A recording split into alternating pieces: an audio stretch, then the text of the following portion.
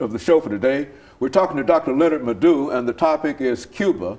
And Dr. LMadu2 has given us some information relative to how the United States became involved with Cuba. And of course, Dr. LMadu2, let's see if we can pick up at that point and further develop our discussion on Cuba. Yes, because of the policies, chosen by the Castro government, which was anathema to our own government, the Eisenhower administration, and subsequently, the Kennedy administration, started plotting to overthrow the Castro regime. This, led to the infamous or famous Bay of Pigs invasion, which in Spanish they call Bahia de Conchinos, Bay of Pigs. The invasion failed, of course, and after this, the Soviet Union as then came in.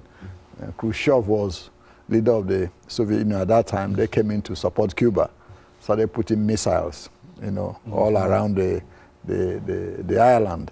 This was a threat, of course, to our government here. Kennedy, upped the ante and said that the Russians should remove all the missiles. Otherwise, the U.S., would not hesitate to attack, Cuba.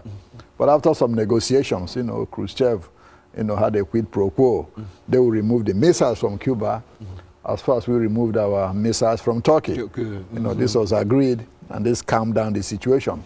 And because of the embargo, we imposed a big quarantine against Cuba, which exists up to today.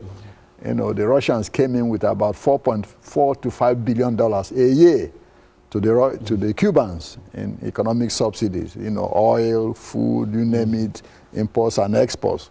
This continued until 1991, when the Soviet Union collapsed and communism collapsed all over the world. Cuba was left lurching, high and dry. Exactly, dry and completely lost, And so that has been a big problem since then, since 1991 when this happened till, now Cuba, has lost all those economic sustenance from the Soviet Union. What happened was that because of that, the Castro regime started loosening some, controls on its economy, started allowing some little private enterprise here and there. And of course, Venezuela replaced Russia as the main supplier of oil, to Cuba. And of course, that oil wasn't free. It's free, but then you have 20,000 Cuban healthcare workers in Venezuela working for that oil, to Fidel Castro.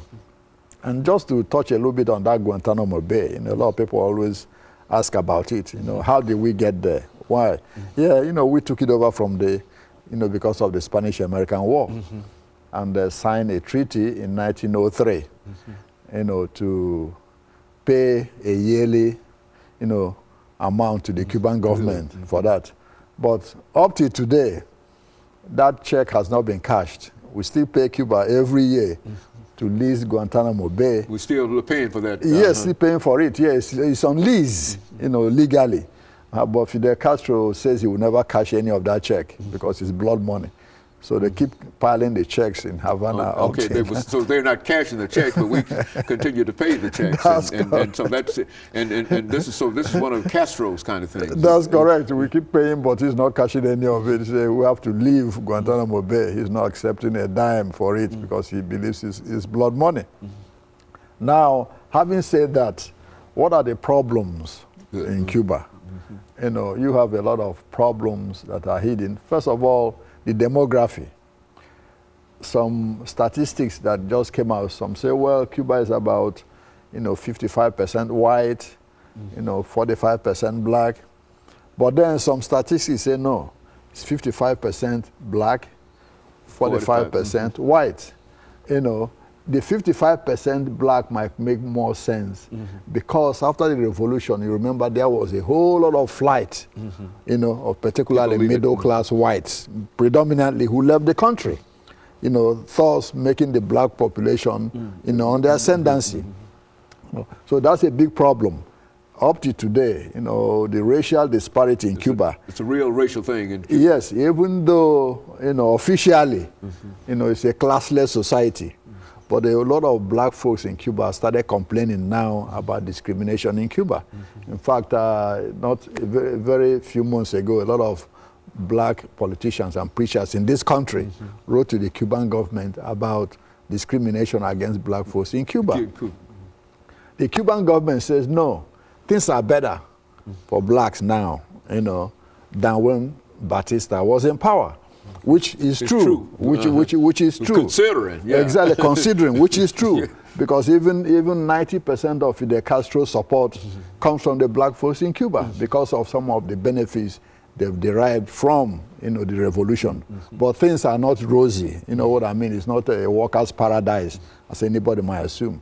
Now, what might say, well, since 1959, what are the accomplishments of the Cuban Revolution?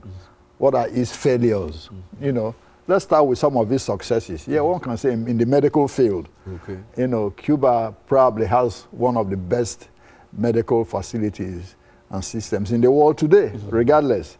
You know, in Africa alone, you have over 15,000 Cuban physicians and nurses in Africa working up today. That's what you meant when you talk about Venezuela. Exactly. In Venezuela, you have about 20,000 Cuban, you know, medical workers working in Venezuela. In Honduras, you have thousands. In Belize, the same. In Bolivia, the same. In most third world countries, in fact, overseas, you have at least, at the minimum, 100,000 Cuban, you know, medical workers working. What you talk about medical diplomacy today, Cuba is using medical diplomacy to spread goodwill around the world. Officially, since 1959, about 70,000 physicians have been trained in Cuba. Doctors have been trained by Fidel Castro. More than the whole of African continent put together. Okay? The School of Americas medical school in Cuba trains about 10,000 physicians every year from third world countries, including the United States.